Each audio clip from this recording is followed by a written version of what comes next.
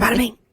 Hi, Ghosty fam. Welcome to the Activity Continues podcast. If you're new here, we are friends and soul sisters who recap episodes of the TV show The Dead Files and talk about other creepy shit, as well as TV shows we're watching, TikToks we're watching, things that happen to us, toddler stories, you name it, we talk about it. I'm Megan. And I'm Amy. Thanks for joining us. We have a very special guest joining us today, live. Her name is Leah. Remember last week when we talked about our friend, UFO Mary, who wants to be called Abductee? Abductee Mary. She mentioned so chalantly in conversation that she has a friend who was a something, and we didn't want to tell you what it was just yet. Well, she's a shaman. I'm going to say that again because my dog was fucking shaking his... You need to get out of here if you can't be quiet. Anyway, this woman is, she's a shaman. And she's also a psychic and a medium. So we're getting 3 for 1 today. When you told me that, Amy, I told everybody I work with. And they just had this blank stare. And I'm like, trust me, it's real cool. Real cool. It's really cool. Yeah. We're super excited to talk to her. But first, say hello to AP. She's our newest teammate. Hi, Amy. Hey. Well, I am also excited to talk to Leah about, I don't even know what's going to come up. So that's our content warning is we don't know what we're going to talk about or what we're going to come into. Yeah. But it's going to be great. It's going to be awesome. So I'm sure there'll be stuff put into the show notes if there's any content warning. Yeah. But we do have a few episodes that Amy and Megan have covered that where Amy Allen had talked about suggesting a shaman. There are several, but these were just a few that were covered by Amy and Megan, which is Evil Comes Home that Amy covered in episode 62, which is Leave Mine Alone, the Dead Files episode, season 11, episode 6. Megan covered in episode 59, The Devil's Bidding, which is the Dead Files episode, season 3, episode 7, Alone with the Darkness. And Amy also covered in way back in episode 10, wait, you will be mine, which is the Dead Files, Milestones and Brain Hats, season 6, episode 8. Yeah. So, without further ado, Yeah. Well, let's bring her in. Here's Amy. I'm going to send... Here's Megan. I'm going to send her... We did that. It's exactly 4:15. I'm going to text her and tell her we're so ready good. for her. We're so on it. Weren't we? We are just so punctual. I see a people in. Oh, there she is. I was just going to text her. Here she is. Oh, we need a drum roll. Okay. Hi, Leah. Hello. Hi, everyone. I love your earrings, by the way. Pretty. I was just going to say Thank this. They are very fun. Are they agates? They're hand beaded. Oh, okay. So I like to Nice. pick up little goodies on my travel journeys, and they are one of the ones that I got along the way. Love it. They're So, very fun. Gorgeous. All right. Well, Well, I'm I'm saying that they Amy. look like Yeah. agates. nice to Yeah. put a face. Yeah, with I'm the one that's name been now. connecting with you. And then we also have AP, who's also an Amy, Hi. and Megan. Hello. Hi, nice to meet you. Likewise, Megan. We're very Amy, excited. all the Yeah. ladies. We're super excited to talk to you. Mm-hmm. Thank you. I'm excited to be I here. honestly didn't think we would ever find a shaman to talk to. And when Mary's like, so I have this friend and she's really cool and she's a shaman. And I'm like, wait, stop right there. Wait a minute. Yeah. More. She just mentioned it like you were like, oh, yeah, I'm going to the grocery store later. And Yeah. just, Well, but it's appropriate for me. That's kind of the Yeah. way it is. It's like it's how life has always been. So I don't really know another way. So it's just like, oh yeah, I joke with people, and they're like, oh, what do you do? I'm like, oh, I do an assortment of things. I talk to dead people. I play with magic. No big deal. as one would do. Oh, I love okay. it. I love it. All interesting stuff. So, Yes. Yes. yeah, one of the things I wanted to ask, you kind of just answered, but you've always done this. Did you, like when you were a child, did you already know you had abilities and all that stuff? Yeah. So it was probably, I think, 5 years old the first time I saw a fully formed apparition in front of me. and then didn't really know what was going on. Sure. It was one of those challenging things. And I grew up where there was a little bit of fostering it in some cases. And then in other cases, it was, no, we don't talk about that publicly. It's okay that you do that. But I was raised Catholic originally. And so there was a lot of like direct conflicts as it pertained to quote unquote regular normal people being able to communicate with spirits, energy, all that kind of stuff. So it's been there with me the whole time. It's just been a matter of, took me until, I don't even know. It's been probably about 10 to 12 years that I've been more open about it. And then just in the last few years, actually putting the services on my website of mediumship and shamanism and working with energies and transitioning spirits. And so that, it's kind of that space of, I had to kind of come out into the real world here and say, okay, this is what I do. And it's okay. You don't get it. But it's all really my authentic truth and my experience. Yeah. And so I think that's, it's been quite a journey in that respect. Cool. So, but definitely, the skill set's there. So. Leah, within that being raised Catholic, because I also was, were you in the Catholic school system or, I was for a chunk of time. I was like public school, Catholic school, public school. And so I was kind of unique in that I didn't always know I was channeling or communicating or like hearing the messages I would receive and hear inside. I didn't necessarily know when I was younger that it was spirits talking to me, wanting to get messages across. So I would just like say these things that I thought were just, this is in my, my mind or whatever. And then people's eyes would get really big and they'd kind of give me a strange look. And I'm like, I'm talking to someone who but I don't know that. And so cool. It wasn't something I really talked about. And there were things that happened with friends and other people in the community back then where, there was a little bit of shunning and a little bit of trying to shut me down. And I did end up, for quite some time, really, really keeping the gifts close to my chest and not saying anything unless I really felt like someone was safe and accepting. And so that is very typical too with people I work with to kind of help cultivate these gift sets. So it's actually quite normal, unfortunately, that a lot of people do have these gifts and just haven't had them nourished or haven't had the space for them to be nourished. I feel like that's very common, especially in those Catholic school systems and K through 8 with through that.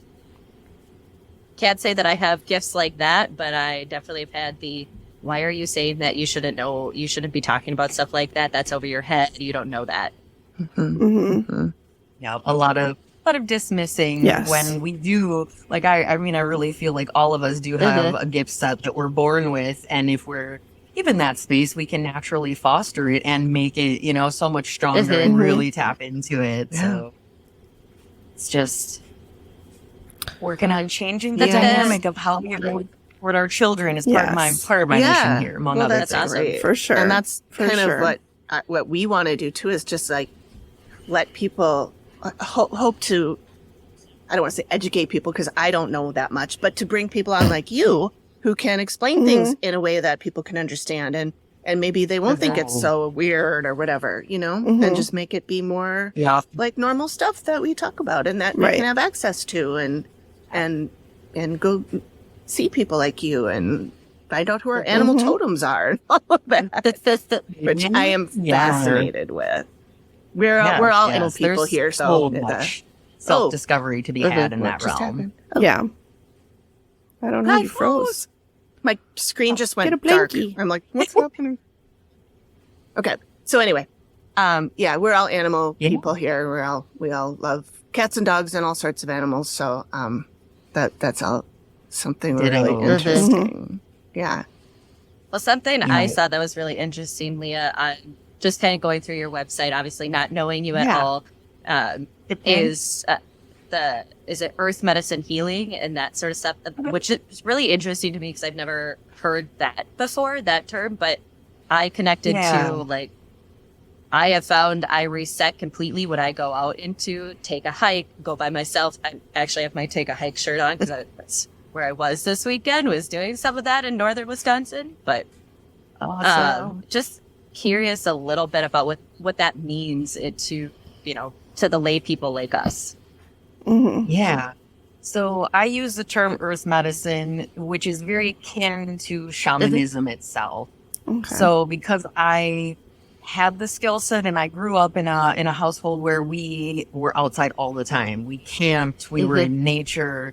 My dad taught me how to track animals and how to ID trees and plants, and there was just so much being steeped in the natural environment growing up, and I had built a very deep kinship with it.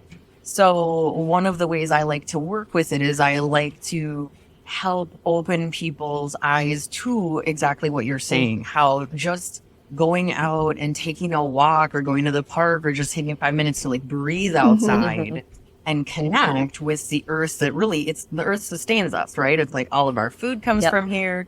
Everything's producing the air that we're breathing and all of that stuff. And so the earth medicine is about reconnecting to the earth, reconnecting to our most primal and organic states of being one with the plants, animals, the environment, so that everything we're doing with such a deep state of consciousness, with the goal of not taking more than we need, cleaning up after ourselves as we move forward, understanding that every single animal and insect and plant serves a very crucial role as part of the whole for our survival. And it's I have so many fun conversations in the earth medicine realm with people about insects because it's the one thing. And I'm an ally and an advocate in many ways for many different types of groups of beings, I'll say. And they're one of those. I love them. I love talking about them. I love getting people outside in nature to see just how amazing everything is when you can actually take the time to stop and just watch things happen around. So that's one of the things. I do exercises like that a lot, and I do one-on-one sessions with people and then take groups out where we just look at, diving into our sensory perception in nature and what do we feel and what happens when we take our shoes off and we walk on the grass and on the dirt and in the water, to really just see how quickly we can reset. And I've had people within minutes be able to just be like, oh my gosh, I feel totally different. And then we go a little bit deeper. We stay at least an hour or so. And then it's they usually will respond saying, well, I'm not having all these thoughts in my head anymore. And I'm feeling really peaceful and calm. And I can go tackle whatever I need to tackle next. Nice. And so a lot of the earth medicine is really rooted in the connection. And because it's my way of being, it is so much easier for me to transfer that consciousness to people through me taking them out and showing them things that maybe they didn't even realize were there. And, awesome. And it just starts awakening things. How great. And appreciation. So, and I'm sure it's such a wonderful feeling for you when you get that feeling from them where you bring somebody out and they're like, oh my gosh, this is amazing. And you just kind of pat yourself on the back. I've done it again. I'm great. Yeah. I have As that one little pat on the back. Megan, Amy, you both know Tori. Tori hated being outside. I took her hiking last fall once, and then this spring she goes, I think I want to go hiking some more. Oh, you ate bugs. You hate being outside. You've mentioned that, but I was like, who are you? And I love it. That's awesome. Yeah, She's a transplant to Minnesota from, is it Georgia? No, she's been in Chicago and Nebraska and Washington, D.C. and was looking, I think she lived in Georgia for a little while too, but her family's been kind of all over. So, okay. Yep. Very cool. Yeah. And that's just it. It's it can be so simple, but so powerful, just extra, the more ways we can find to connect with our environment where it doesn't cost us anything and it just literally helps us feel a deeper sense of connection. And the word I often use is stewardship, where we feel the stewardship for all life and the importance and value of that, which I feel just transcends then in making it easier to put that out into other humans that we have to come in contact with. because the gateway is much gentler through the environment and animals. They're easier to love. Yeah. And most not of the only time, that, so. it's just the physical health and, you know, how good it is for your actual body, not just your mental health, your spiritual health, but there's no downside to it. I say that, and yet I do not hike, so I'm just throwing that out there. But I like to go sit outside and like read or sit in the sun, but I'm not. Amy's like, I have one of my childhood friends I've been friends with for 30 plus years. She's like, I'm just gonna go on a quick 10-mile hike, and I'm like, I'm just gonna sit here. I'll think about you while you're out there on that side. Yeah, I'll send you thoughts and prayers, but I'm gonna be here, not doing a 10-mile hike. But good for you. Yeah. Well, after You don't have 10 miles for it Oh to my be God, effective. she's like so. a beast. One time she hiked 20 miles, 20. Yeah. I don't know if I could do that. I had just heard that. Yeah, I don't think I ever hit it. That's a long time. I had heard recently that if you just go outside and put your feet in the ground just for 10, 15 minutes, you'll automatically, it's like a grounding thing. You feel better. And so I started. Yeah, isn't it called I think it grounding? is. Yeah, right? Yeah, my friend was telling me about one of that. the terms. Earthing is another term that's used often. But yeah, I'm not an outdoorsy person really at all because I am very allergic to mosquitoes and they love me. So I try not to be near mosquitoes any more than I have to. But I have been, of course, when I read about this, it was winter and I'm not going to go stick my feet in the snow. So I waited till it was nice out. But now every day I go out and I sit we have a swing, bench swing outside. I go sit there, take off my shoes and stick my feet right in the dirt and just sit there and close my eyes and think about it while the dogs are running around. And it really does. I don't know if reset is the word, but it makes me feel more like I'm part of it, part of the ground and part of the dirt. And I look down and there's an ant crawling on my foot and I'm like, oh, hey, buddy. But, I never have done that before. I never used to do that until just this summer. And it really does make a difference. There's a calming. Leah, I have a question for you. And I apologize if nobody's asked you this, but I've researched what is a shaman. Like, can you explain that a little bit? Because I've tried. I just don't understand. And I'm so sorry. Yeah. No. I know you ladies are just meeting me essentially for the first in-person space and time. But I love different questions and being able to speak to it. I can speak to it from myself and my understanding and how I work with it. There are different types of shamans and there's a lot of weavings where depending on how someone is raised, initially it would have been someone coming from an indigenous culture there's always a shaman as part of the collective to help navigate the unseen realm is the language that we often use. So it's like the planes between the living and the dead, the physical, non-physical, whatever language you want to use is cool. But it's essentially someone who knows how to see into this world and that world. Okay. And or someone who can hear and communicate. And we often act as sort of liaisons. So it's like we work to protect against, maybe more malicious energies, which isn't something that and even my sort of theories about a lot of that has changed over the years in my experience, but to also help transition people. So I've done work in hospice care. So when people are about ready to leave their physical body, that transitionary space, sometimes we get confused when we go from physical to non-physical. Sure. And so shamans' roles are really meant to help work between the worlds is another way that we'll say it in the shamanic teachings. So, yeah, it can be just working with spirits. It can be opened up into the healing realm, doing journeying, trance states, going and helping guide people to different planes of consciousness. Okay. Through guiding them inward, but they're essentially, you go in, but you're more expanded and connected with the whole of the universe. Okay. So, then, sometimes healer and other vibes in there too. Like my specialty is more in the healing realm helping spirits transition and helping people clear their homes and learn how to navigate their skill sets too. Sure. Like I take on people sometimes to help them with their gifts. Okay. So like mentoring Yeah.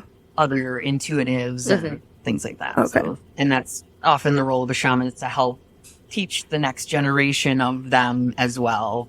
So in the original cultures, we would have done that, and there would have been specific people who had a base skill set who would have been trained and prepared to take on that role as part of the community. Okay. Thank Cool. you. So, Thank you so much. hopefully that. Yes, it does. Good. I'm glad you asked that, Megan. Yeah. All right. Do you want to, Leah, talk about any of the things like you mentioned? You touched a little bit on some of the services that you do. I don't mean to make this sound like an ad for your business or anything, but I want you to be able to explain like what you do in case anybody is interested in taking you up on any of that. Absolutely. No, I love to. And I'm always very much, I'm not a strong sale kind of person. I can sell things. However, I like people to just have experiences. So a lot of what I do is really working with people to help them connect with themselves, connect with the earth, and find ways to really enjoy being here on the planet. Okay. I'm a firm believer that we choose to come here. We want to have an experience. And in that, we kind of, get distracted by different things, collective conditioning, all that kind of stuff. So I like to create opportunities. So I weave a lot of the things I do. So I am like a master level coach. And so I have like the neurological and neurobiological studying and psychology and things like that. And I weave that in with the earth medicine and addressing our energy bodies and our spiritual beliefs and being, and like weaving the totality of what we are to help maximize our experience here. So it's like, in a nutshell, I guess it's kind of the space of, I like to do things where it's like we're working one-on-ones if people are struggling with challenges in their life. Sure. They're trying to be in a job that they actually want to do, not feel like they have to get up and go do something. Sure. So in those cases, we often do like coaching stuff. Then I also do body work. So we work with the physical body, massage, energy balancing, cranial sacral to really reset the whole physical system. Because as you were saying, it's like it's our spiritual, it's our energy, it's our psychology. And so I have gone through different trainings so that I can actually address all of those worlds in a really holistic way. And I customize it to each person I work with. And then I love also adding on, like you mentioned, the animal totem readings or doing my mediumship to help people navigate the loss of loved ones and being able to really make peace with that. I do a lot of that kind of stuff, especially for people who have lost people to intense situations or unexpected illnesses, suicide, some of those more intense things. A lot of the work that I do is around trauma for people as well. So I these different weavings and help people break through traumas and really work to provide a very safe and powerful place for transformation to happen. So I have a wide range of things that I offer within that, but my goal is I just want people to be able to heal beyond the things that they've experienced that were really intense and find ways to be like, I am so excited to be here. Yeah. And I want to make like absolutely the most out of every single day that I have. Great. So Leah, follow-up question with that. Yeah. I love all of that, but how do you decompress from hearing that trauma or working someone through that kind of thing? Because we all have our own empathic ways and like learning to set those boundaries intentionally so that you don't take on everybody else's stuff. Bullshit. Yeah. Yep.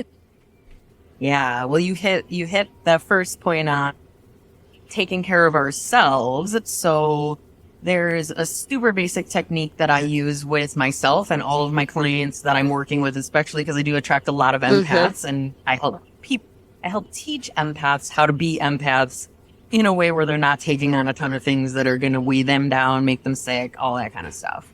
So we do what's called a golden bubble technique where you envision that you are in like this completely sealed golden bubble in which you set the parameters for what is allowed to cross that energetic barrier. And doing that going into sessions with people, for example, for me and anyone else, like before you go into a crowd, before you go into a social event where there might have been, you might have some fear coming up or might have some issues from the past kind of thing. So being able to put yourself in that helps you offset other people's energy where it's like it hits the barrier and it's like, nope, and falls away or dissolves. So that's one prep thing that I do. Yeah. And then on the back end of things, I am really into using plant medicine like sage, Palo Santo, cedar to cleanse my energy, physical spaces, using essential oils. I do like cleansing baths or soaks with like your exfoliating and salts and scrubs and things to help like physically clear.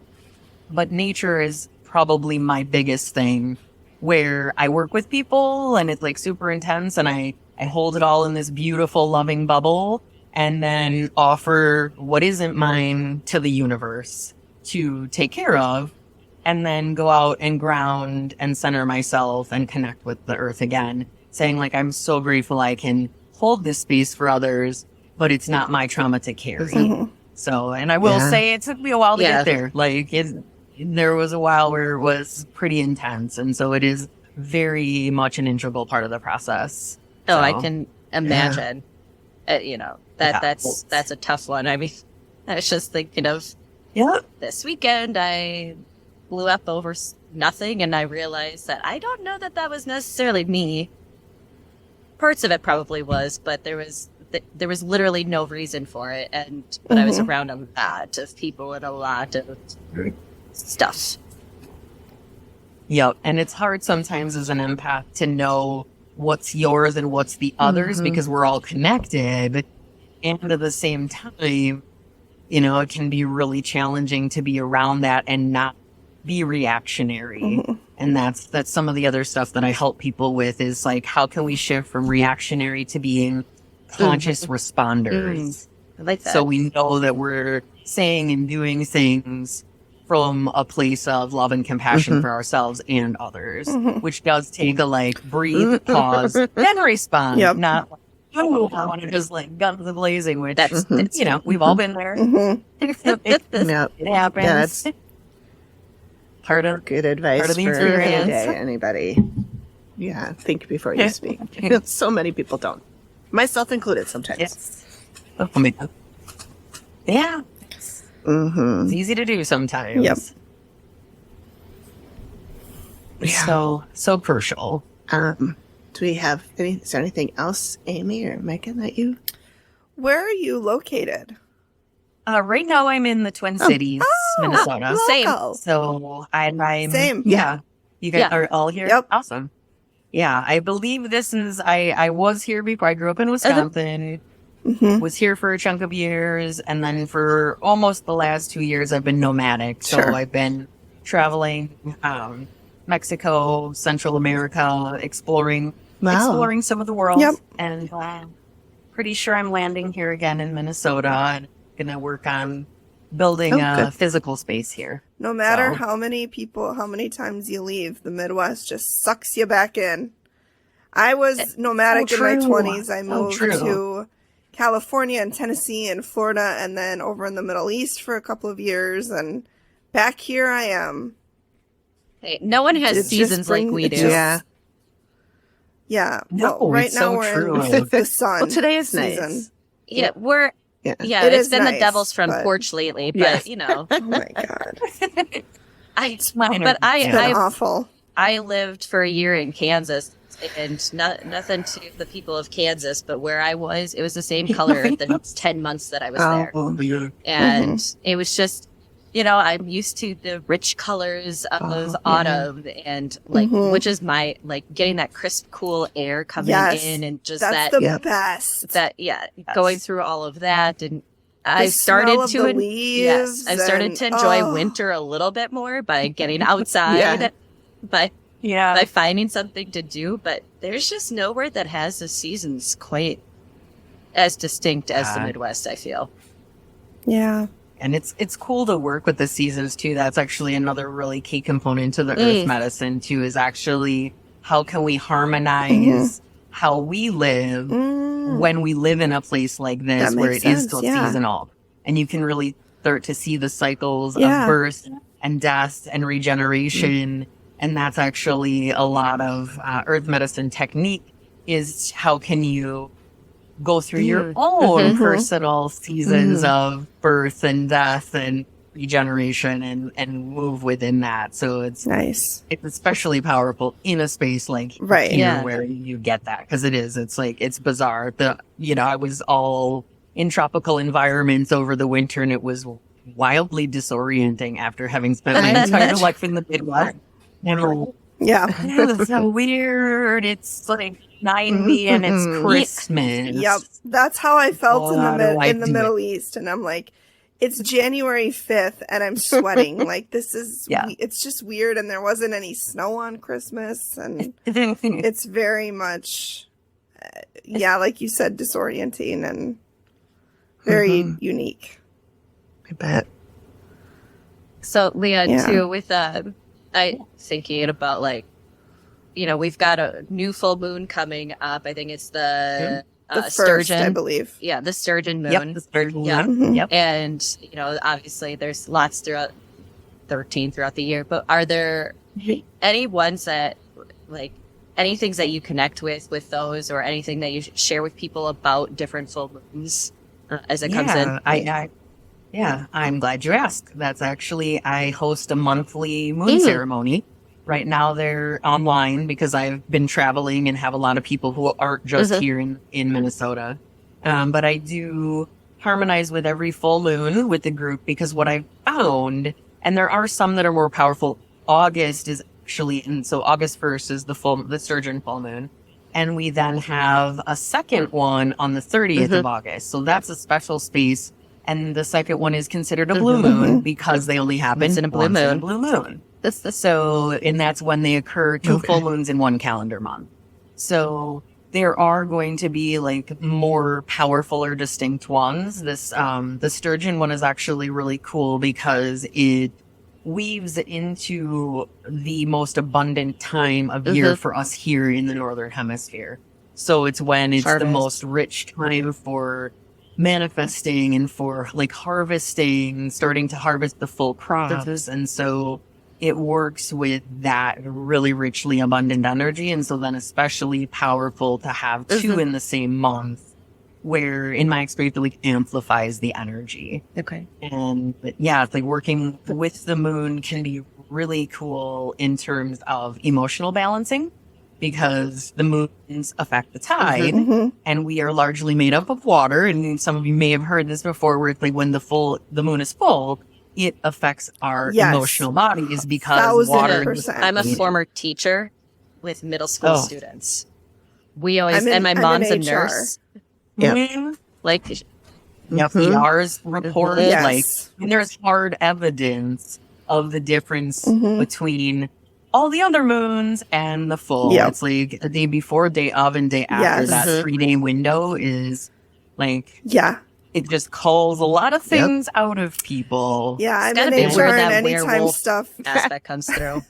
Exactly. I'm in HR, and anytime any stuff starts happening, we're like, is it a full moon? Because it does. Like, people just, they don't act like themselves, and they get, they just get, I don't want to say crazy because that is a negative connotation, and, it's not, but they just act differently than they normally would. It's amplifies the dysfunction that's already there. That's a great phrase. That should be put on a pillow. Amplifies the dysfunction. I like it. Like one of those like really fancy, like, lacy pillows and really pretty cursive and... Yeah, I used to be a preschool teacher. I saw that in the kids too. Yeah. Well, and that's why it's cool to see the balance that's achievable when you work with that power. So this is the cool thing about it is I always tell people, like, it's cool if you don't believe in this stuff. That's okay. But it doesn't mean you're not influenced by it. So you don't have to believe that the moon influences you to be influenced by it. Right. But the cool thing is when you're at the very least open to that being a thing, and you can start using that energy, and like I'll do a guided meditation for grounding, centering, and working with like what are the main things that this particular moon is likely to stir up.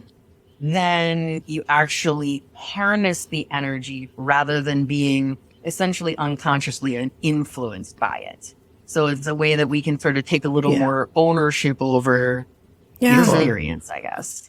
So when you have these moon, I forget, did you call them moon ceremonies? Yeah, moon ceremony, ritual. You know, what goes into that? How would somebody get involved in that if they wanted to? Hint, it's me. Spoiler alert. What is involved with that? And what, is there a cost to it, or kind of what are the details? Yeah, thank you. Yeah, it is once a month. I do all of my listings on Eventbrite, and you don't have to have any experience prior. Each time is a little different. You register on Eventbrite, you get a link. It is I usually have it at $18 a month for an hour, and you just have to set aside an hour window. That's really cheap. Which so isn't too bad. Yeah. Yeah, I like to make things as accessible as possible because I need there to be an exchange of energy. Obviously, this is what I do for a living, and I do full time. Like, this is my business and my practice. So I try to make it accessible to as many people as possible. But you pop on, you get your link, and I usually encourage people to set yourself up at home in kind of a comfy location where, like, if it's just you or if there's other people in your space that are interested in doing it with you, is cool. And then I do, at the beginning portion, I talk about the moon, I talk about the influences, the energies. I often share contemplations that are relevant about what it is that it's potentially influencing. Usually leave a few minutes for people to ask questions or share if there's something they're noticing they're really struggling with and they want some more specific support. I cater it often to the collectives attending. And many times with this, I'll do a little, maybe like a 10-minute channeling with oracle cards or just a direct channel from source for the group that's there. And then I do a guided, generally meditation type of thing. Okay. So I, kind of do a talk through thing, and people can just be and receive and listen and have an experience. Cool. So yeah, super, super fun. Is there like a specific, you mentioned environment, does it need to be, I know I'm getting super cliche, but like candles and, lights off, or, is there any particular way that you found works best for people to kind of take in that energy? So always personal preference. Okay. I'll speak for myself, but I like to tell people to make it like create your own sacred space. And if that means to you candles, crystals, incense, cool.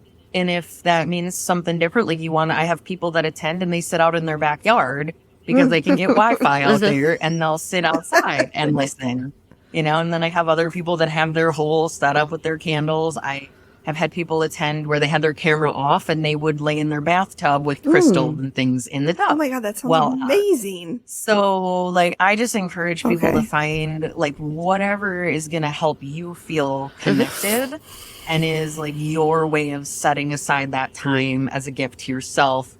And I really look at it as self-care, where you're giving yourself that. I'm not going to lie. This sounds like the more and more you talk, the more and more I want to do this. It just sounds like such a good way to just reset and connect, and it just sounds amazing. It really does. So I'm gonna have to look into this. Yeah.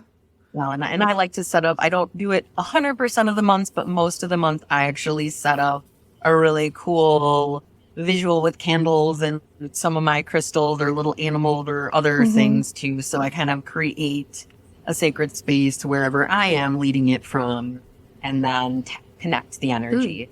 And I do always record them. So I've been saying this more to people, if you can't join live, I do send the recording out with ticket purchase. Sure. So if you can't make it, but you still want to do it, or you want to just totally do it in your own private space and time, that is also available to people that maybe can't make it. I usually do it at 7 Central on the night of the full moon, give or take a day, depending on what day of the week it falls on. Yeah, I'm gonna look into that too. That sounds fun. Yeah. Yeah, it just sounds like so relaxing, for like a lack of a better term. Just oh my God, it sounds so beautiful. I know, it does. It sounds do really it, good. so.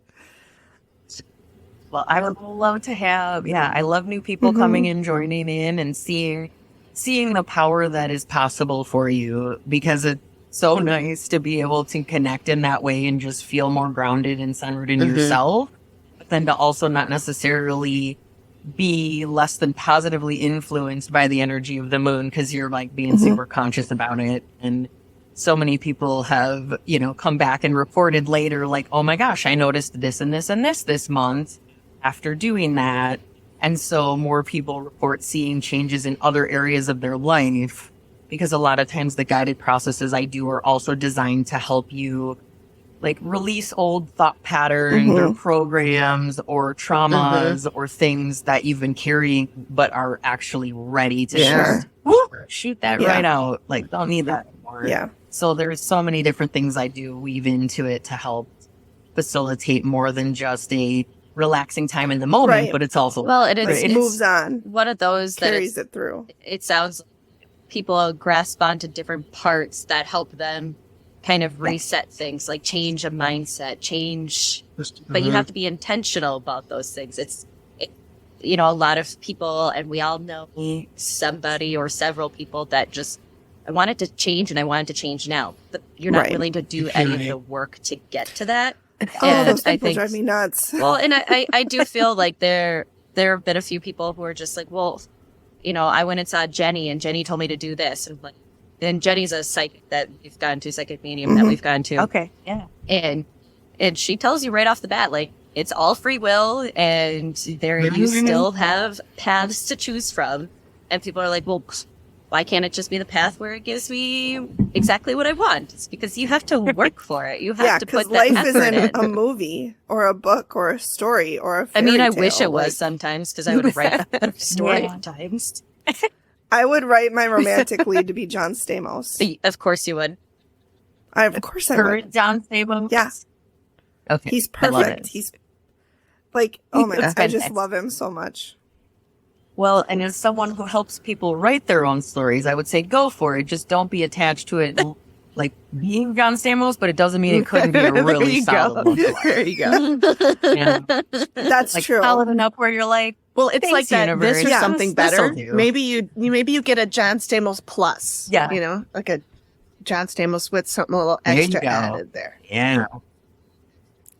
Okay. So that's what I need to do. I don't know what you're talking about, because how do you get plus John Stamos? You don't improve perfection, okay? It's silly. Just saying, this is what I need to do to get away from all those stupid. I hate all the dating apps. I can't imagine. Hate them. It's gross. rough. They're awful. Yeah. They're terrible. Yeah. It's not my jam. Amy just went seems with like me too on much. my dating app journey, and she got some. Megan and I worked together when she was on the photos dating apps, and she would come to work with these stories, and oh boy, my God. yeah, It's torture out there. Y'all, I had one who I ordered a margarita pizza, and he looked at it and goes, "Is that chocolate sauce on pizza?" Okay. I said, "No, it's balsamic vinegar," and he looked at me and went, No. this date is over. Somehow Amy, I was too nice. I was too nice, and I stayed there. And then I asked for my check, and then I walked out, and he was like, I'm like, no. Dude, no. I'm sorry. No. Oh, God. Well, his favorite restaurant was also a chain restaurant. I was like, do you go to anything other than... He's like, well, I like Chain. Olive Garden, and I like this from Applebee's, and I like this from Chili's. So It's not like, original in any sense of the word. No. His head would probably explode if he had original thought. yeah. Yeah, It's a challenging space for people. Very polite way of saying whole, that, like, Leah. if I don't fit into this, then I might not fit in. Then I might be looked at as weird. And I'm starting of course to come there's to that that and be space okay of with like, it. you know, there's that space of like, well, why aren't you dating? Or why aren't you with someone? Or why, you know, and it's like, can we stop the narrative that you have to be with somebody to have a fulfilling life? Sometimes when you're with someone, it's terrible. Yeah, I You think know? that's huge. Like, Huge. And stop asking people when they're going to have kids and telling them they want kids. They just don't know they want kids. It's like, no. That's how you get people who have kids who hate their kids. Or also, please quit saying it'll happen when it happens. It'll happen when you're least expecting it, for whether it's relationship or kids or whatever it is. Your It's job just- or whatever. Yeah. Sorry, we went on track there. I went but- on a rant. I'm No. sorry, Leah. Sometimes we and down the river, but a lot of this is actually relevant to the work that I do with people, because especially these stigmas around dating and being single and being married and having children. And it's something that I have helped a lot of people with. It's something I navigate myself. You know, it's like I've been through my own journey with a lot of that, and I'm currently a single woman without children. So it's like, people ask that all the time, and then I go into the backstory and they're like, oh, I'm sorry I asked. Yeah. Because, you know, they don't necessarally want to know. They just want to know, why don't you look normal? Right. According to my idea of normal. And I think so much, you know, about normalizing that it's okay for everybody to do life the way they want to do life. Oh my God, it took me so long to figure that out. Yeah. So long. Like, why does somebody have to be with another person to be happy or have I mean, I'm married and I have a child, but it's tough. Yes. And I'm not going to say, you know, Amy, you need to get married to have the happiness that I have. And it's like, but you know, that's for bullshit. me, I will say 7 years ago, I had all of my best friends got married. I was in most of their weddings, and I'm the oldest of everybody. Whew, it was the jealousy monster that came forward for me was intense. And like, I wish I could go back and redo that year at times, because there was, and even like when my cousin had her first child, like this intense jealousy came forward. And when I finally said something like, I don't expect any of you to understand my feelings and how I am, but just know that sometimes I'm not going to be in conversations where you're all talking about your significant others. And I got it'll happen when it happens. I was like, no, I'm not asking for that. I'm just telling you that this is my boundary and this is how it is. But that came a couple years later, and I'm in my mid to late 30s now. But, you know, at that time, like, it was that hard thing of being the firstborn daughter, the firstborn granddaughter on that side of the family, and oldest of all your friends. And they've all been in relationships for long periods of time. So there must be something wrong with you. You must be broken. There must be something. Yeah. That something is that I have opinions and I'm not boundaries. I'm not a coddly little, like, I'm not going to just form into a housewife that somebody wants. And being an outdoors woman, I grew up hunting, fishing, camping, and I still do a lot of that. Doesn't put me into the side when I look at dating apps where a lot of people think I align politically. Gotcha. It's not. And so, you know, you get all these things that's like, oh, you got 50 people waiting for you. I'm like, I bet I know what They're they all look holding like. a And I bet fish. I know what there's. Yes. Oh, the amount of men on dating apps holding a fish is just take I a probably shot have every fish that are bigger than theirs too. So Yeah. Oh, but they This is my problem. hilarious for sure.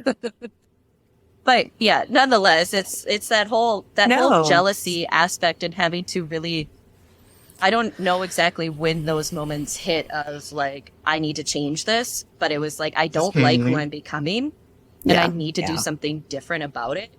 And it took a lot of work, and it took a lot of me having to set some of those boundaries and you know, boundaries aren't always physical boundaries, which is hard for a lot of people to understand. And people like to push our boundaries. Yes. Like people, like it's very normal for us to want things the way we want things, and to not even realize when we are crossing someone's boundary because we want our way. And so it's like, so I do so much boundary work, and not only creating, but then we have to talk about how do we maintain those boundaries, especially when it's uncomfortable and people that we really care about. How do I sign up for that? Because I have no boundaries. I'm saying, hey, Leah, I would love your help. Yes.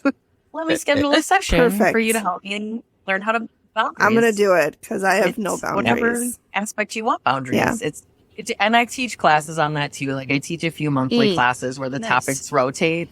One of them was setting and maintaining healthy boundaries. And I create really great worksheets that I send out to people. So it's like you have stuff to work with. And to your point, AP, like being able to set that stuff in motion, it takes work.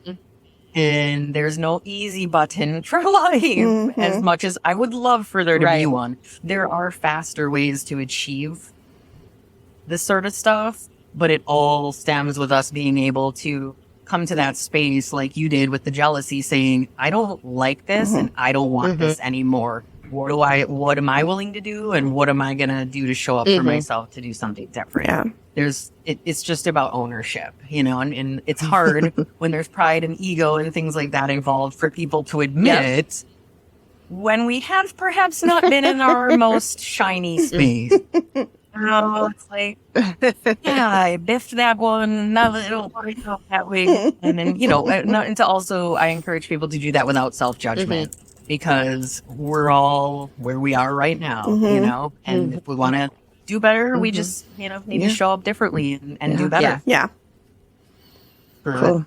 Oh, I appreciate all of that, Leah. And sorry for my like verbal dump of everything, but it just flew. That's kind of our let's win a little secret. That's what happens all the time around us. That's what we do on this podcast. That this particular shaman filled is that like the space of being able to hold a space of vulnerability, authenticity, and that's one of the things that I've really worked to harness myself by taking ownership of my own self and how I show up and letting other people know like there is no judgment. It's just what do you need right now and how can I help you achieve that? Perfect. Yep.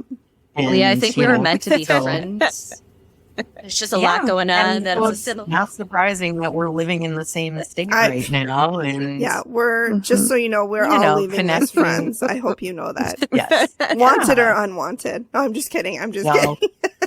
I am happy to welcome all of you into the beautiful circle that is Golden Phoenix Healing. Yeah, fantastic. I'm excited to look more into your classes. I definitely want to do the animal one. Can you explain to our listeners what an animal totem is? I know that your website, it said that we are all born with 9, right? Yeah. 9 animals. And what does that mean when we find out what they are? How has that changed how we think or feel or that kind of thing? Why would we want to do that? Yeah. So we are, as you said, we're born with 9 at least. I will give that as the preface, at least 9. And what they do is they represent different aspects of us. So when I do the reading, it is done in like, if you've seen like totem poles in indigenous cultures, you'll see the carvings and there's animals on there. So there's going to generally be like tribal ones per se, but then there'll also be individual ones. And it doesn't matter if you're not indigenous in nature, like we all have these guides with us. And so the way that I work with it is I help you see what direction. So there's an animal for the 4 directions, south, west, north, east. And then we look at one animal that sits below you, one above you, and one in your heart space. And then you have one for your divine masculine and your divine feminine energy. Because as beings, regardless of our birth gender, we all have and are made up of masculine and feminine energies. So what happens is when you understand the animal that's there, or when you get that, then you can actually start saying, okay, this is part of my makeup. And we go into sort of explaining what the significance of each direction and placement is. And then we talk about the animal and its gifts. Now, what's super cool about these is every single time I do one, there's always at least a chunk of those animals that people have been resonating with since childhood. And so I'm like, super cool every time. And then there'll be these other ones that they maybe haven't grown into those attributes yet. So like anything in life, we can be in or out of balance. And with the animals, it's the same. They have gifts that they'll work with us on, But if we don't know those gifts or the potential downsides of that, so the animal that's coming to mind is the coyote. It's looked at as kind of the fool of sorts because they trick themselves energetically. And so they're considered the trickster of the totem world because they get so sneaky and tricky that they trick themselves into doing or not doing things that they actually wanted to or perhaps didn't want to do, right? So you can then look and say, okay, well, if I have coyote medicine, I really need to be conscious of what I'm choosing to do so I don't inadvertently get myself into something like without really knowing ahead of time what I'm getting myself into. So maybe you read the fine print a little better before you get into contracts with people, right? So it helps us understand ourselves and sort of the way that we show up in the world. And then when we have that awareness, we can cultivate the relationship with that animal, and we can also start to really cultivate certain skill sets within ourselves because the animals all have gifts that they are here to share with humanity as we all have gifts. And so they're like woven together. And I really find it helps people oftentimes get a greater clarity for their purpose or like the direction they want to go in life. And it can also help them really navigate the types of things they need in order to stay balanced and grounded. And so it can be really diverse. Do some of those come in for like a period of time and then leave? Yes. So the 9, I feel, are with us from birth to death. And then we can have totems come in as little guides to help us for a reason or a season. Okay. So if there's something really challenging that we need their medicine for, they'll start showing up. So I always encourage people to pay attention. If you start seeing certain animals or if you start having the image show up on people's shirts out in public, like I had this happen in ways that was blowing my head, continues to blow my mind, and I've been doing this for ages. And so it's cool when you can tap into that. It'll be like, oh, this thing keeps showing up and it's out of place. It's often like going to be something that's kind of out of place to get your attention. Okay. And then, you work with it. And that's another thing I teach people how to work with that. So a lot of people will be like, so why am I seeing snakes all the time? Like, what's up with the snakes? I'm like, oh, well, are you in a position to be shedding old things and connecting with the earth and starting new beginnings? And I'm like, yeah. And I'm like, well, that's why the snake's showing up. Oh, cool. And so a lot of times, we can read part of what we're going through when we check in with what animals are walking with us or just showing up in our natural environment repeatedly. There's, they come for a reason. Yeah. That's so cool. So, well, I'll be scheduling that at some point here. They are, it's a cool way for me to get to know people too, because when I can meet you and your energy, your totem animal energy, it helps me really be able to cater things more specifically to individuals as well. It's kind of like, I'm meeting you through your animal, which is a thing I do with people with pets too, because I read animal energy and do animal communication as well. And so it's always interesting when I meet people and I see the subtleties that their animals exhibit. And then I'm like, oh, so I'll just ask you a couple questions over here about something. And then they're just like maybe that rings I don't have several dogs. Oh, fun. That's cool. There's so many things I would love to do. Yeah, it's a beautiful world, very worth exploring. And I Excellent. enjoy being a tour guide. I love it.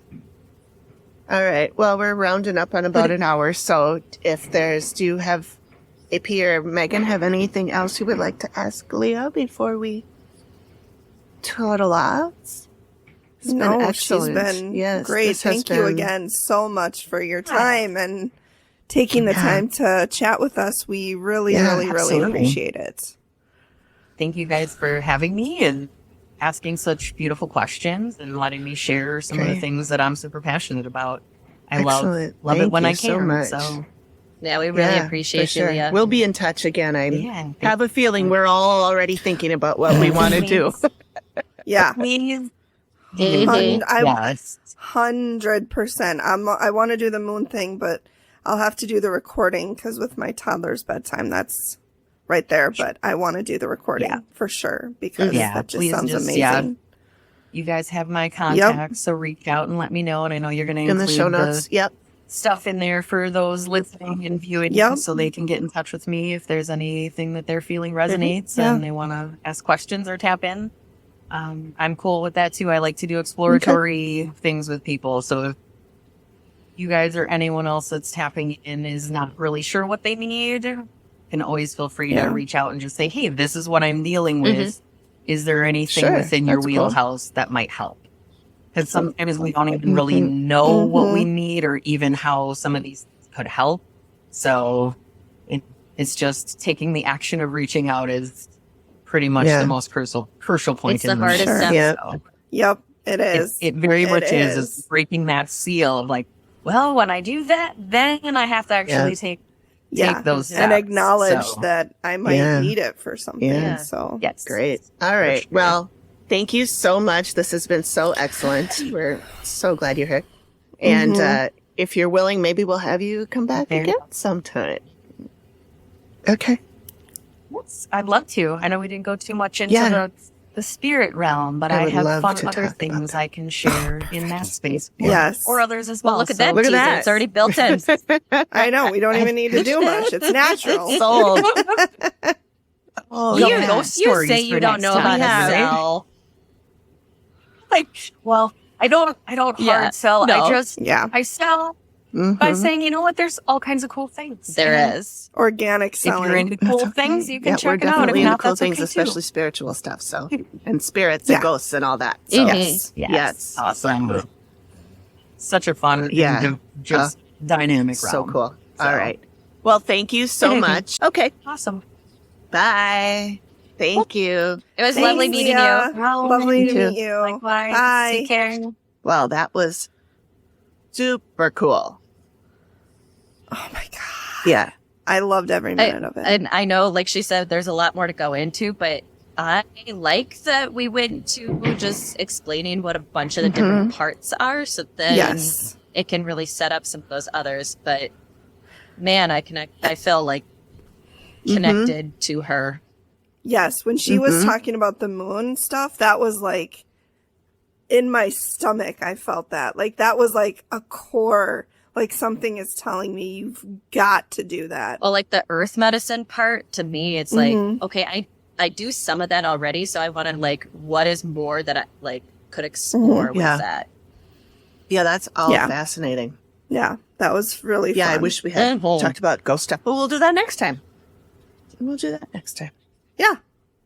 And I feel like if we would have done too much, it would have been maybe muddled.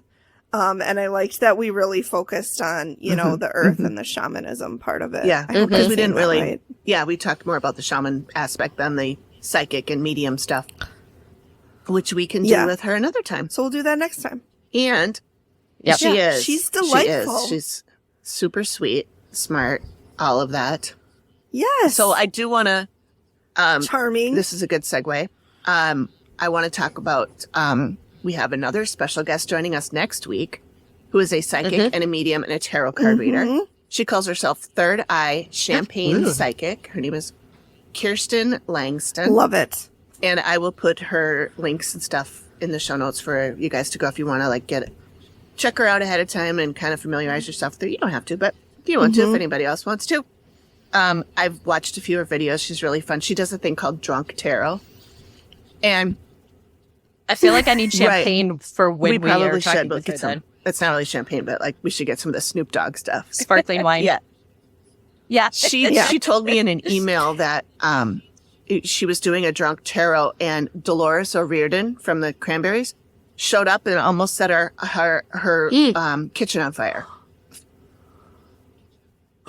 Dolores, you scamp. Yeah.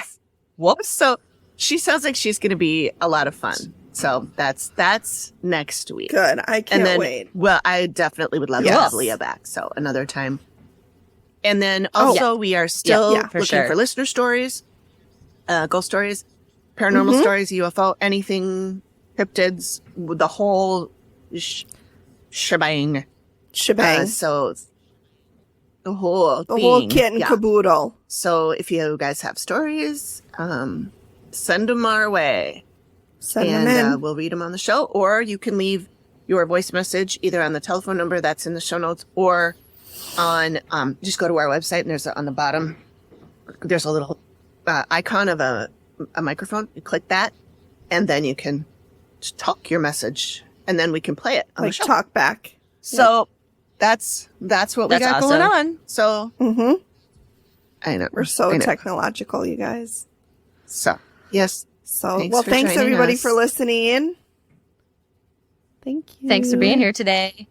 Until next time.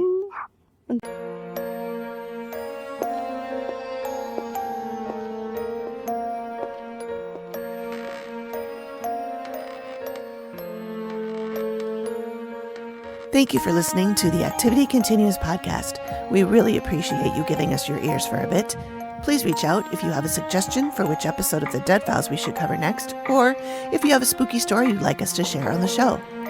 We can be reached at theactivitycontinues@gmail.com or through our website or any of our socials. Links are all in the description of the show. Please feel free to drop us a note and say hi. And join us next time when the activity continues.